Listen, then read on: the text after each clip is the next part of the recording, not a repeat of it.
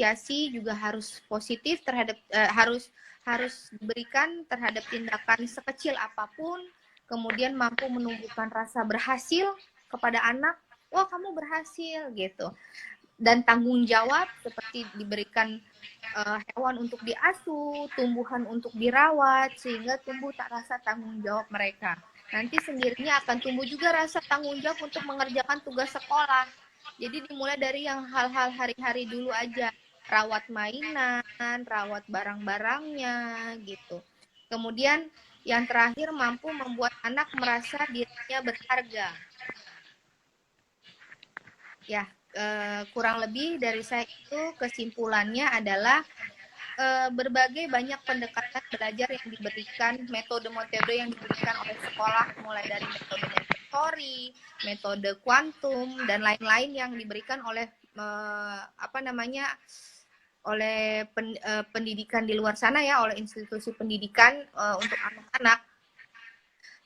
Tapi cuman satu yang mampu mengoptimalkan perkembangan fungsi kecerdasan anak. Karena sesungguhnya untuk mengembangkan fungsi kecerdasan anak itu sendiri dapat dilakukan oleh orang tua itu sendiri. Karena pola asuh awal itu ya sebenarnya di rumah gitu kan. Sekolah itu sebenarnya hanya untuk memperdalam keterampilan seperti itu. Nah, sehingga pendekatan orang tua yang baik terhadap anak dengan memahami karakteristik anak itu sangat penting. Karena dengan pendekatan yang baik dari orang tua, nantinya anak pun akan mampu mengembangkan bakat yang dimiliki oleh dirinya dan mampu membina keharmonisan yang baik antara si orang tua dan si anaknya. Oke, dari saya sih cukup penyampaian materinya. Mohon maaf kalau ada kurang-kurang atau kesalahan kata. Semoga dapat membantu ilmu pengasuhan. Nah, mungkin untuk pertanyaan-pertanyaan silakan melalui Ibu ya Bu ya. Ya, baik. Terima kasih Bu Rati atas penjabaran materinya. Bagus banget ya. Saya sendiri sebagai orang tua nih agak gimana, banyak poin yang miss kayaknya ya. Wajar. Wajar ya. Wajar. Manusia biasa gitu ya. Nggak ada yang sempurna. Nggak ada yang sempurna. Baik. Oke, jadi mungkin keharmonisan yang tidak terjadi selama pembelajaran online ini antara orang tua dan anak ya bisa jadi karena poin-poin yang tadi disebutkan oleh Bu Rati belum sepenuhnya tercipta ya, belum sepenuhnya dijalani oleh para orang tua ya. Entah mungkin ekspektasi yang tinggi terhadap anak sementara tidak melihat potensi anak gitu ya Bu ya. Ditambah lagi mungkin me time yang kurang kayaknya nih Bu ya, ditambah lagi banyak kesalahan dari dikaji ulang gitu. Hampir 70% itu perkaranya me time. Karena banyak mindset emak-emak nih ya, ibu-ibu di umum ya, rahasia umum kalau me time itu tuh yang harus pergi keluar, harus jalan-jalan kemana gitu ya. Me time-nya kebanyakan mindsetnya seperti itu, padahal tidak seperti itu ya Bu ya. Melakukan hal yang disukai walaupun itu di rumah itu bisa disebut dengan me time gitu ya. Intinya sih break tidak bertemu dengan si anak. Intinya sebenarnya me time itu. Jadi mau di rumah sekalipun me time itu kalau bisa dia tidak bersinggungan dengan si anak. Karena kan si anak ini sumber dari pengasuhannya. Jadi kalau dia mau me time, mungkin dia me time di dalam kamar, jadi si anak dipegang dulu sama si ayah. Jadi me time-nya seperti itu. Jadi benar-benar dia fokus akan dirinya sendiri, dia fokus akan kesenangannya sendiri, sehingga dia bisa healing emosinya. Jadi dengan sendirian di kamar nonton drama Korea mungkin ya sampai habis berapa jilid gitu ya Bu. Oke, baik untuk ibu bapak yang ingin bertanya silakan langsung aja komentar di Instagram ya dengan menyebutkan nama, usia dan alamat ya. Oke, sambil menunggu pertanyaan via Instagram, ini ada pertanyaan via pribadi nih ya, WhatsApp temen-temen nih Bu ya. Kalau misalnya kita sudah menjalankan nih, udah tahu karakter anak, kayak belajar anak gitu ya, dan segala macam poin tadi ya sudah disebutkan, tapi ini anak tetap nggak mau belajar gitu. Sementara tugas-tugas sekolah nih udah numpuk, kan ada beberapa macam sekolah swasta yang memang walaupun online tugasnya banyak gitu loh Bu ya. Nah itu gimana cara menyikapinya Bu?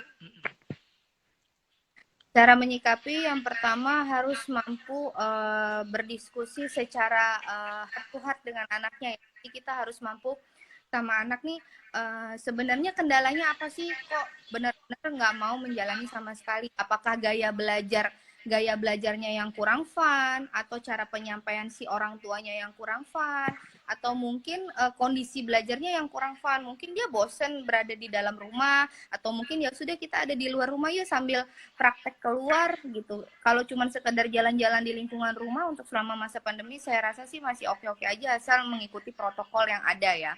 Jadi tempat belajar itu juga sangat mendukung, gaya belajarnya juga sangat mendukung, yang mengajarnya pun juga sangat mendukung dalam impact-nya terhadap si anaknya tadi gitu loh. Nah, kemudian untuk masalah tugas yang terlalu banyak itu kadang memang membuat anak menjadi cenderung cemas. Cemas dalam artian gini, kadang orang tuanya juga cemas kan. Orang tuanya cemas nih, ayo dong kak, ini banyak banget nih, belum selesai, bunda harus ini, harus ini, harus ini misalkan ya. Ayo dong, kamu juga kerja sama, kadang kayak gitu. Nah, dengan secara tidak langsung orang tua itu sudah mentransfer energi cemasnya juga kepada anak. Anaknya juga jadi cemas gitu loh. Nah, setelah anaknya cemas, anaknya juga jadi ya udah deh bunda aja yang ngerjain gitu. Aku nggak bisa karena sudah tidak fun. Jadi dimulainya udah nggak fun, jadi kedepannya pun selanjutnya juga tidak akan jadi fun gitu. Jadi sebenarnya kan prinsip dasar pengasuhan anak itu cuma satu. Anak itu akan mencintai sesuatu ketika kita memulainya dengan baik.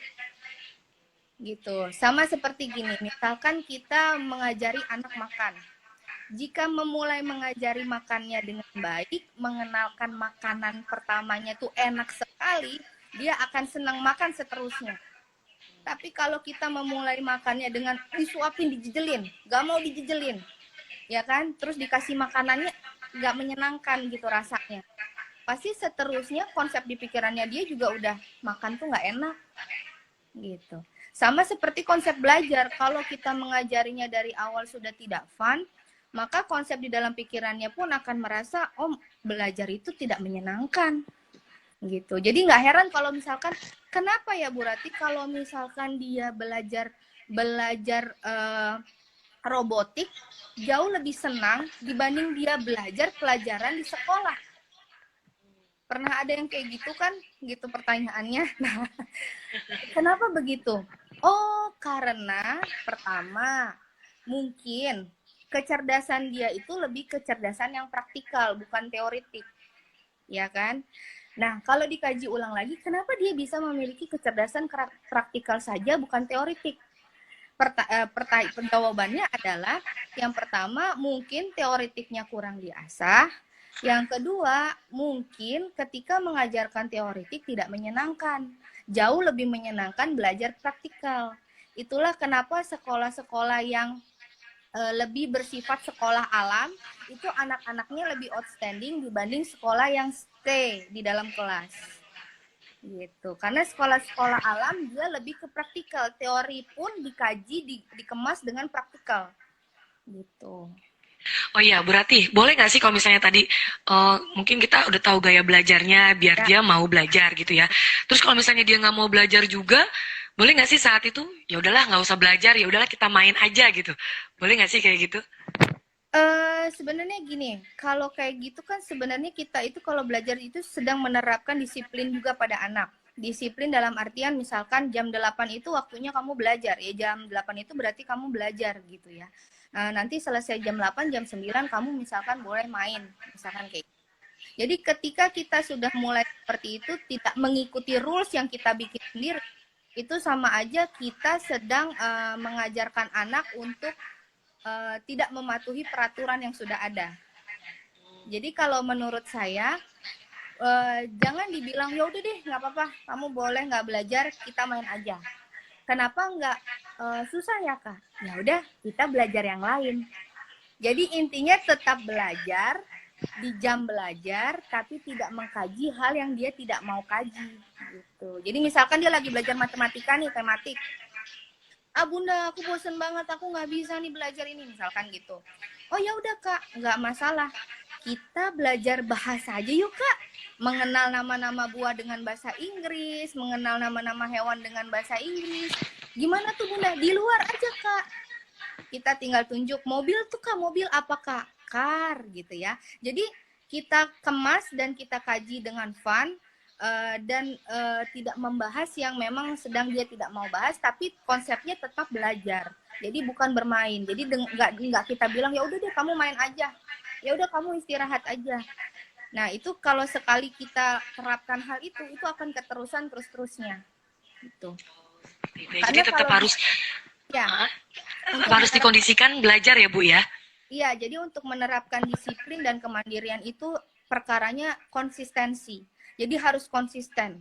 Nggak ada namanya anak misalkan mampu untuk gosok gigi sebelum tidur gitu ya sampai besar nanti kalau tidak dibina dari sekarang secara konsisten gitu. Jadi harus konsisten terus. Jadi apapun itu kegiatannya harus selalu konsisten. Kalau memang kita menginginkan hal itu nantinya tetap dijalankan oleh si anak setelah sudah tidak dibina oleh orang tua gitu. Karena ala bisa karena biasa gitu. Jadi harus selalu konsisten.